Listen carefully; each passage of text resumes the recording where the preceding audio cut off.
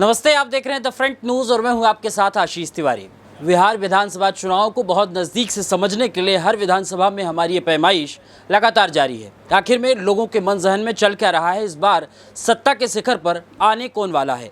विधायकी का जो एक आदत है, जो मुख्यमंत्री को बनाने का जो एक कारवां है, वो कहाँ से शुरू होगा। क्या केसरिया विधानसभा चुनाव फिर से अपनी इबारत गढ़ेगा और मुख्यमंत्री को अपनी एक सीट तोहफा के तौर पे देगा।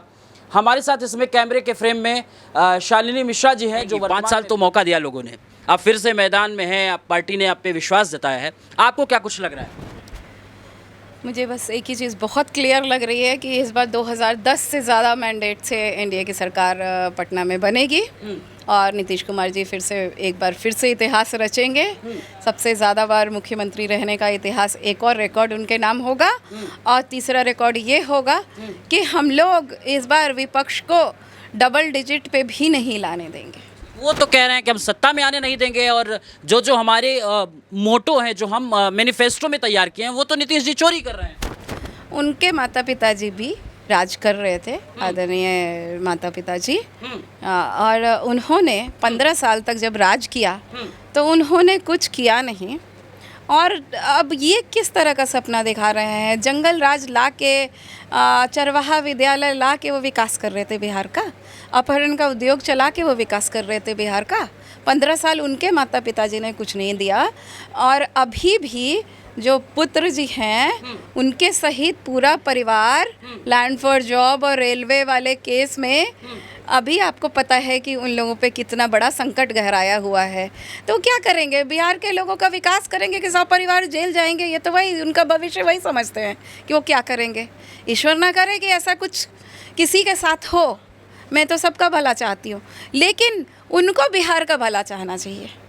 तो बिहार का भला तो उनके माता पिताजी ने नहीं चाहा, उन्होंने खुद नहीं चाहा, तभी इस तरह के केसेस आ रहे हैं और उसमें वो कन्विक्ट होते जा रहे हैं। भला के लिए तो कह रहे हैं कि जो बिहार छोड़ के चले गए प्रवास करके, उनको ही तो लाने की बात कर रहे हैं। कह रहे हैं कि बिहार की अस्मिता कैसे है, जब बिहार के लोग बिहार में नहीं रहेंगे, जॉब नहीं मिलेगी, उनको मजदूर बना के दूसरी जगह लाया जाएगा, तो वो बिहार का अस्तित्व खत्म हो जाएगा। इसलिए वो कह रहे हैं कि इस बार मुझे बनाइए मुख्यमंत्री और सब घर वापस आइए। मुख्यमंत्री बनाइए, उसके बाद पूरे बिहार को फिर से जंगल राज में लेके चले जाइए, अपहरण का उद्योग चलवाइए। यही होगा जो पहले हुआ था। 17 महीने जब वो शासन में थे और उप मुख्यमंत्री होते हुए जब उन्होंने 9 विभाग अपने पास रखा था, आप रिकॉर्ड निकाल लीजिए क्या हुआ उस विभाग में। एक सड़क नहीं हम लोगों का, एक टेंडर नहीं आया। 17 महीने में हम लोगों का काम लगभग ठप हो गया, पूरी तरह से बंद था काम। स्वास्थ्य विभाग में हम लोगों को मतलब मरीजों को दिखाने के लिए कोई जाता था तो हाथ पैर फूलते थे कि आदरणीय स्वास्थ्य मंत्री जी, जो आदरणीय उप मुख्यमंत्री जी भी थे, उनको और उनके ऑफिस को कांटेक्ट करना हम लोगों के लिए एकदम मतलब कह सकते हैं कि ईश्वर को हम ढूंढ सकते थे, उनको नहीं ढूंढ सकते थे। 17 महीने का वो गाना गाते हैं कि 17 महीने में उन्होंने कुछ नहीं किया। 17 महीने में आदरणीय नीतीश कुमार जी का जो विजन था, वो 17 महीने में आदरणीय नीतीश कुमार जी, चूंकि सरकार अब धीरे धीरे कार्यकाल पूरा करेगी तो ऐसा थोड़ी ना कि उसी 17 महीने में नीतीश कुमार जी ने काम किया, उसके पहले भी उन्होंने काम किया और उसके बाद भी काम किया।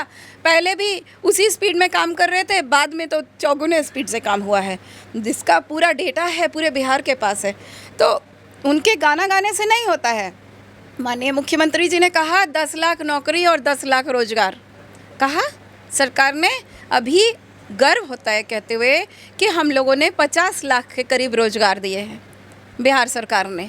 और नौकरी की जो बात है, 10 लाख के आसपास ये आंकड़े पहुंच गए और नौकरियों की भरमार है, लगातार सारे काम हो रहे हैं।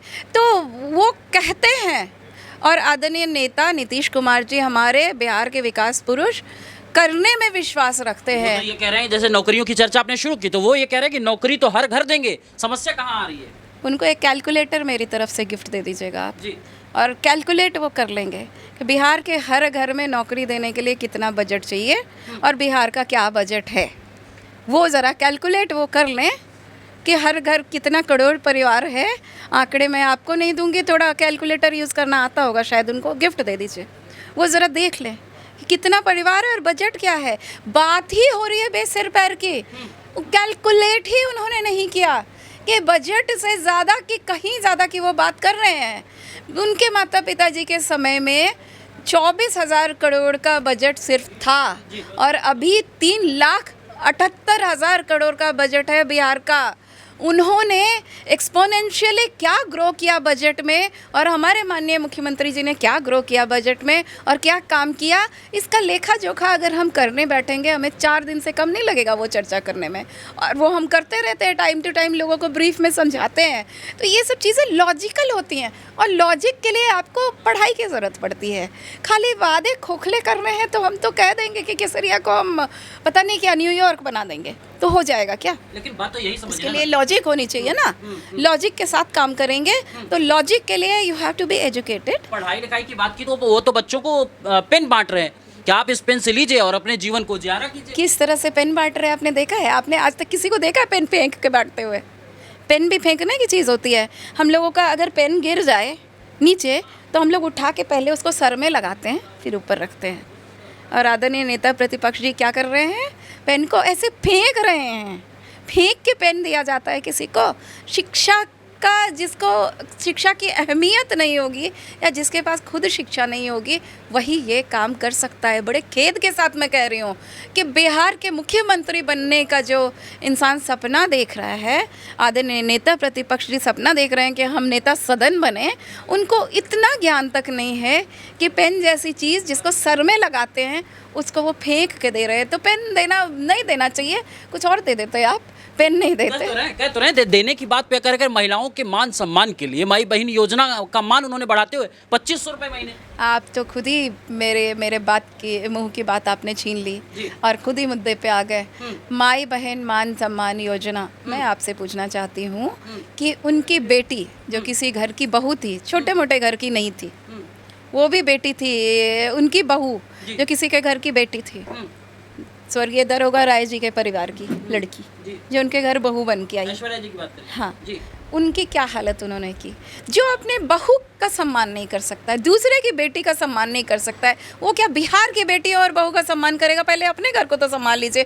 जो अपने घर को अटूट नहीं रख सकता है, जो अपने घर में इतनी टूट हो गई है कि इनके भाई कहीं हैं, बहन कहीं हैं, खुद कहीं हैं, और जो मान सम्मान अपने घर की बेटियों को नहीं, बहुओं को नहीं दे रहे हैं, दूसरे की बेटियों को नहीं दे रहे हैं, क्या हमारे आपके और बिहार की बेटी और बहू को देंगे? तो ये तो मतलब बहुत अजीब सी विडम्बना है कि ऐसी बात कहते हैं। माई बहन सम्मान योजना, सम्मान तो पहले अपने घर से शुरू होता है। कहते हैं ना कि पहले आत्मा फिर परमात्मा। हाँ, तो पहले हम अपने घर को संभाल लें, अपने घर में इज्जत दे दें महिलाओं को, उसके बाद बाहर की बात करेंगे। दूसरी बात, 2,500 रुपये की बात आप कर रहे हैं, खोखले वादे। एक तो उनकी सरकार बनेगी नहीं, और वो फॉर्म भरवा रहे हैं 2,500 की। मैं आपको अभी गिना दे रही हूँ आपके माध्यम से कि हमारी सरकार ने सुनिश्चित कर दिया है कि हर परिवार में 7,500 रुपये प्रति महीने आने शुरू हो गए हैं। ये नहीं है कि हम देंगे, उसमें मैं आपको गिनती शुरू करती हूँ।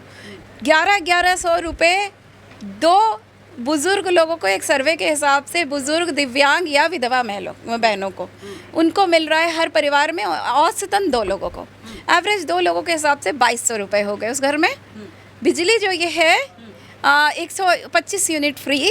तो मैं चूँकि गांव के क्षेत्र की विधायक हूँ तो मुझे बखूबी पता है कि सारे लोगों का बिजली फ्री हो गया। जो लोग एसी नहीं चलाते उसके अलावा सभी की बिजली फ्री हो गई। केसरिया के लोगों को वो ये कह रहे हैं जब मैं सीएम बन जाऊंगा, यहाँ का जो उनका विधायक है वो ये विधायकी के उम्मीदवार हैं, वो ये कह रहे हैं 200 यूनिट मिलेगी। एक सेकंड मेरी बात तो पूरी कर लेने दीजिए।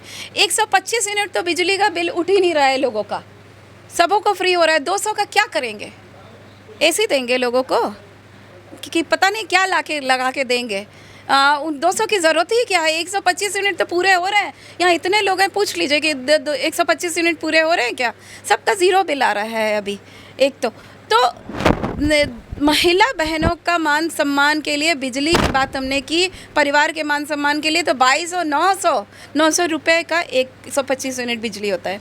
900 रुपये, 22 9 31, और राशन का ले लीजिए 400-500 रुपये, तो 3500 रुपये ही ले लीजिए।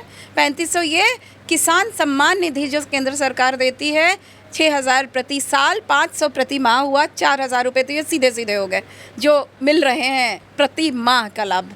उसके अलावा जो ये 2,10,000 रुपये की योजना आई है जिसमें 10 लाख अभी दिए जा रहे हैं और 2 लाख जब रोजगार शुरू करेंगी महिला बहनें, 10,000 अभी और 2 लाख जब रोजगार शुरू करेंगी महिला बहनें तो 2,10,000 रुपए को सरकार के कार्यकाल यानी 60 महीने से आप भाग देते हैं, वो आता है सीधे सीधे 3,500 रुपये प्रति माह। 3,500 वो और 4,000 ये 7,500 तो सरकार ने सुनिश्चित कर दिया है। वो लोग वादे कर रहे हैं और यहाँ पे हमारे नीतीश कुमार जी और नरेंद्र मोदी जी की सरकार ने, डबल इंजन की सरकार ने सुनिश्चित कर दिया कि बिहार के हर परिवार को 7,500 रुपये हर महीने आने शुरू हो गए हैं। और मैंने जैसा कि कहा कि और बातों को मैं शुरू करूं तो हम लोग 3-4 दिन बैठ के बात करेंगे। बात कर सकते हैं। एक सवाल ये कि केसरिया विधानसभा में जो है एक तरीके से विधायक प्रतिनिधि आप रही, फिर से मौका मिला, तो आपको क्या लग रहा है कि समस्याओं के हिसाब से कुछ समझ में आ रहा है एक महिला होने के नाते, और फिर आपको जनता फिर दोबारा मौका क्यों दे, ये भी तो एक सवाल है। ये तो आप जनता से पूछिए। मैं इस विधानसभा की बेटी हूँ जी। और जिस तरह से बेटी संभालती है अपने मायके को, चाहती है कि हमारा मायका का कोना कोना सजा रहे, मैंने भी यही कोशिश की पूरे 5 साल। 5 साल में 1.5 साल कोरोना में चला गया, 3.5 साल मुझे कार्यकाल मिला काम करने का।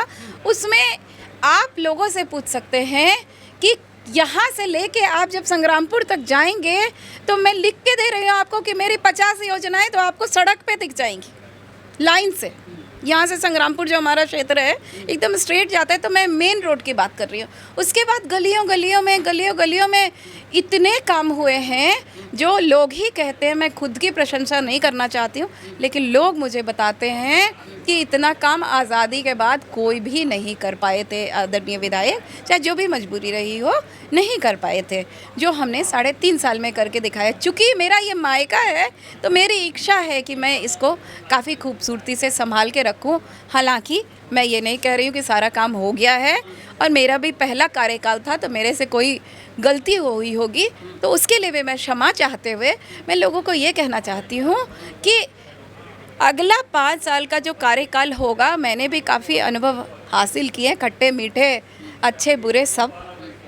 उन अनुभवों के सहारे लोगों की जो मांग है उसकी भी लिस्ट हमारी बनती जा रही है और हमने उसमें से काफ़ी मांगे पूरी की हैं। लेकिन जो बचे हुए हैं तो वो जो मांगों की लिस्ट में अभी बचे हुए हैं वहीं से मैं शुरू करूंगी काम करना, और हर काम को मैं करने की कोशिश करूंगी, यही मेरी प्राथमिकता है। आखिरी सवाल, क्या लग रहा है, घबराहट हो रही है क्या? कंपटीशन जो है बहुत तगड़ा वाला है क्या? कांटे की टक्कर है? देखिए, चुनाव होता है और कभी भी चुनाव को या किसी एग्ज़ाम को, चाहे आप कितने भी होनहार हो, कितनी भी पढ़ाई की हो, आप टॉप कर रहे हो, लेकिन कभी भी हल्के में नहीं लेना चाहिए। तो मैं पूरे दम खम से चुनाव लड़ रही हूँ। हालांकि मुझे डर नहीं लग रहा है, लेकिन मैं चाहती हूँ कि ज़्यादा से ज़्यादा वोट से, जितना ज़्यादा हो सके उतने ज़्यादा वोट से जीते। जीत तो सुनिश्चित है, ये मैं नहीं, हमारे केसरिया विधानसभा के परिवार के सदस्यगण कह रहे हैं, लेकिन मेरा लक्ष्य है कि ज़्यादा से ज़्यादा अंकों से मैं पास करूँ और माननीय मुख्यमंत्री जी को फिर से मुख्यमंत्री बनाने में एक मजबूत भूमिका मैं निभाऊं। बहुत बहुत धन्यवाद। बहुत धन्यवाद। तो कुल मिलाकर के आपने मैडम को सुना, उन्होंने क्या कुछ कहा, और ख़ास तौर से काफ़ी ऐसी योजनाओं पे चर्चा हुई कि आखिर में कहाँ से कमियां रह गई और कैसे आप इस कमियों को पूरा कर पाएंगी। विपक्ष किस तरीके से ताना बाना रच रहा है और उस ताने बाने को कैसे आप सफलतापूर्वक हासिल कर पाएंगी। कैमरा सहयोगी सोमनाथ सिंह के साथ Ashish Tiwari, the front news, Kesariya विधानसभा, बिहार।